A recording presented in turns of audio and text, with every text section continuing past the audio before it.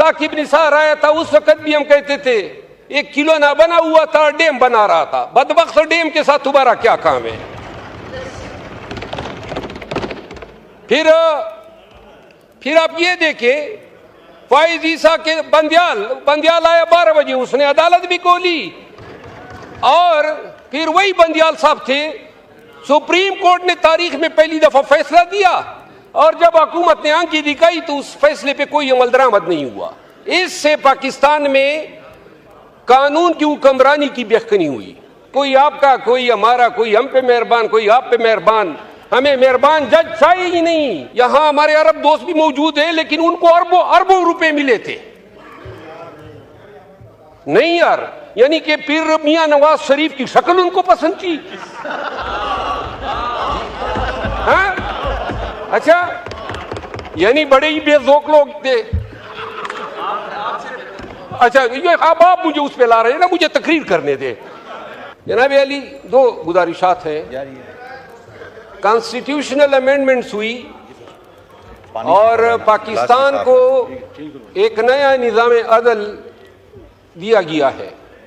इस निज़ाम अदल के नतीजे में अब जो 3 सीनियर मोस्ट जज होंगे, सीनियर प्यूनी जज और 2 नेक्स्ट सीनियर जजेस, उन तीनों की ये तवक्कुआत होगी कि हुकूमत या वज़ीर आज़म इनमें से किसी एक को भी चीफ जस्टिस बना सकता है और यूं इन तीनों में से कोई भी हुकूमत वक्त को नाराज करने की कोशिश नहीं करेगा। पहले से ही हमारा निज़ाम अदल जो है 138वें नंबर पे दुनिया के इंडेक्स पे आ रहा है। मुकदमात जो हैं वो दहाइयों तक चलते रहते हैं। अब ये जो अमेंडमेंट हुई है, हो सकता है मौजूदा तौर पे तो हुकूमत मुस्तफीद हो, शायद जज साहिबान कोशिश करे कि ताबेदार रहे हैं, लेकिन जब ये हुकूमत नहीं होगी, किसी और पार्टी की हुकूमत होगी, तो क्या ये जो निज़ाम दिया है, क्योंकि तीनों जज साहिबान जो है वो हुकूमत वक्त को नाराज नहीं करेंगे। ये इस आईनी तरमीम का सबसे डिजास्टर्स एस्पेक्ट है। और जिस मुआशरे में ऑलरेडी हमारी अदालतें जो हैं, कल जो लॉ मिनिस्टर फरमा रहे थे, कोई इनकी शानदार तारीख नहीं है इंसाफ करने की। जुल्फ़कार अली भुट्टो शहीद को इसी सुप्रीम कोर्ट ने तख्तेदार पे लटकाया था। इसी अदलिया ने जस्टिस मुनीर भी पैदा किया, इसी अदलिया ने इफ्तिखार चौधरी भी पैदा किया, इसी अदलिया ने साकिब निसार को भी जन्म दिया, जस्टिस डोगर भी आए, जस्टिस खोसा भी आए और सबसे ज्यादा प्रो मुनीर जस्टिस फाइज ईसा भी आ गए।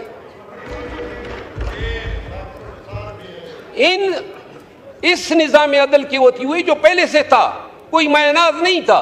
मैं 32 साल मेरे हो गए इस पेशे से वाबस्ता। इस पे खुश होते हैं जज साहिबान के हमें अदालतों में माई लॉर्ड पुकारा करो। अंग्रेजों के दौर में लॉर्ड्स हुआ करते थे और वो जज हुआ करते थे, तो उनको हम माई लॉर्ड्स कहते थे कि खानदानी शजरे उनके लॉर्ड से मिलते थे। यहाँ पे तो अब जिस तरीके से इफ्तिखार चौधरी ने भर्तियों का सिलसिला शुरू किया और जो जज साहिबान एलिवेट हो गए, और अब जो सुपीरियर जुडिशरी पे जो अदलिया बैठी हुई है, वो उस समेत बंदियाल भी समेत, वो भी कोई इतना मायनाज जज नहीं था, उसने भी दड़न तख्ता किया था। ये देखिए, कोई आपका, कोई हमारा, कोई हम पे मेहरबान, कोई आप पे मेहरबान। हमें मेहरबान जज चाहिए ही नहीं, आजाद जज, बल्कि आजाद से भी ज्यादा जिम्मेदार जज चाहिए जो इंसाफ कर सके। साकिब निसार आया था, उस वक्त भी हम कहते थे एक किलो ना बना हुआ था, डैम बना रहा था। बदबख्त डैम के साथ तुम्हारा क्या काम है? फिर आप ये देखें, फाइज ईसा के बंदियाल आया 12 बजे, उसने अदालत भी खोली और फिर वही बंदियाल साहब थे। सुप्रीम कोर्ट ने तारीख में पहली दफा फैसला दिया और जब हुकूमत ने आंखें दिखाई तो उस फैसले पे कोई अमल दरामद नहीं हुआ। इससे पाकिस्तान में कानून की हुक्मरानी की बेखनी हुई। जनाब अली, गुजारिश ये है कि ये जो बिलावल भुट्टो जरदारी साहब काजी फाइज ईसा को जो खराज तहसीन पेश कर रहे थे, जो डोंगरे बरसा रहे थे, ये वही काजी फैज ईसा हैं जिसने पाकिस्तान की सबसे बड़ी पार्टी को बेनिशान किया। ये वही काजी फैज ईसा है जिसने एन अमेंडमेंट से पहले रिव्यू 2 दिनों में फिक्स करके जमीर फरोशी के लिए रास्ता हमवार किया और फिर हमारे एमएनएज वहां से बरामद हो गए। और वो एमएनएज, अब वो एमएनएज जो थे हमारे पहले कोलीग थे, वहां पे गए, यहां हमारे अरब दोस्त भी मौजूद हैं, लेकिन उनको अरबों अरबों रुपए मिले थे। नहीं यार, यानी कि पीर मियां नवाज शरीफ की शक्ल उनको पसंद थी। हाँ? अच्छा, यानी बड़े ही बेजोक लोग थे। अच्छा, ये अब आप मुझे उस पे ला रहे हैं ना, मुझे तकरीर करने दे।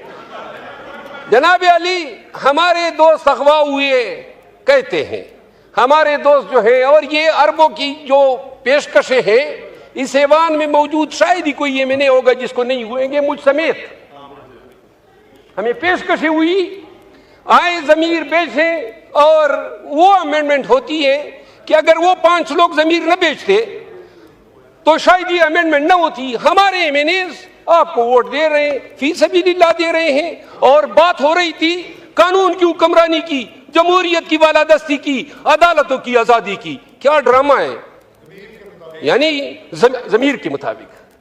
आप किसने कहा? माशाल्लाह। जनाब अली, पीर मियां नवाज शरीफ साहब ने मौके के हिसाब से अदलिया पे अपनी बड़ास भी निकाल दी, और वो तारीख साथ शेर कह दिया कि उन्होंने जो शेर कहा, जवाबी शेर तो मुझे आता है, लेकिन मेरे नून के दोस्तों की हया रखने की वजह से नहीं बोलता हूं। नहीं, आखिरी बात यह है, यह वक्त गुजर जाएगा। हम मंसूर अली शाह साहब को ला रहे हैं, या अफरीदी साहब को ला रहे हैं, या कॉन्स्टिट्यूशनल बेंच के सरबराह के तौर पे अमीनुद्दीन खान को ला रहे हैं। कोशिश यही है कि आइंदा के 3-4 सालों के लिए निज़ाम को इसी तरह रखा जाए ताकि ये असम्बली अपनी मियाद पूरी कर सके। ये वक्त गुजर जाएगा, लेकिन मुल्क को हमने एक ऐसे रास्ते पे गामजन कर दिया। मेरी दिली ख्वाहिश थी, एक दफ़ा जनाब के स्पीकर साहब को मैंने कहा भी था, मैंने कहा बेहतर होगा आप कोई काना रखें और तमाम अपोजिशन और इन सब को बुलाएं। यहाँ पे खुदा की कसम इनके साथ हाथ मिलाते हुए डरते हैं, आप सबके साथ हाथ मिलाते हुए डरते हैं। मैं नहीं, सब डरते हैं।